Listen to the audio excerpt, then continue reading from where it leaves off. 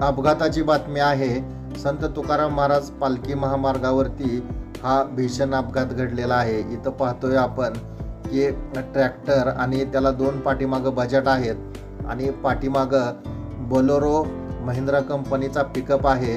तर पाठीमागून ही धडक झालेली आहे आणि यामध्ये ह्या पिकअपच्या पुढच्या बाजूची अवस्था आपण इथं स्क्रीनवरती पाहतोय आणि पाठीमागचा जो बजाट आहे त्याचा देखील त्या ठिकाणी पुढचा रॉड जो आहे तो तुटलेला आहे आणि हा भीषण असा अपघात या ठिकाणी घडलेला आहे। याच्यामध्ये पिकअपचा ड्रायव्हर जखमी देखील झालेला आहे। त्याला स्थानिकच्या रुग्णालयामध्ये नेऊन प्राथमिक उपचार देखील त्याच्यावरती करण्यात आलेले आहेत। आपण पाहतोय की कशा प्रकारे अपघात झाल्यानंतर ह्या वाहनांची अवस्था आहे ही स्क्रीनवरती पाहतोय।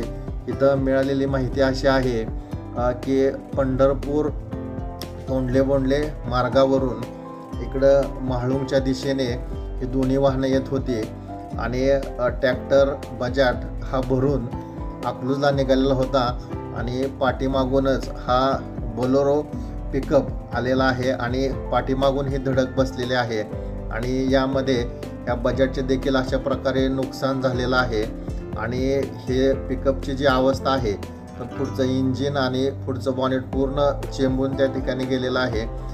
ड्रायव्हर ह्याच्यामध्ये जखमी होऊन त्याच्यावरती इथल्या खाजगी रुग्णालयामध्ये तिथल्या स्थानिक नागरिकांनी केलेले आहेत आणि हा भीषण असा अपघात इथं घडलेला आहे। पुढची आपण अवस्था पाहतोय की ही पिकअपची कशी झालेली आहे आणि गेले अनेक दिवसापासून ह्या महामार्गावरती अपघाताचं प्रमाण वाढलेलं आहे।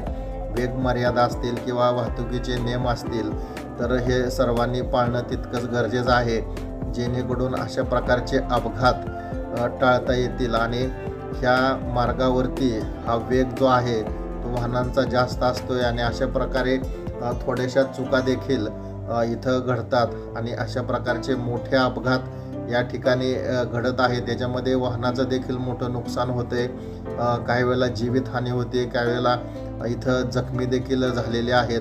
तर अशा प्रकारे इथं अपघात सत्र सुरूच आहे।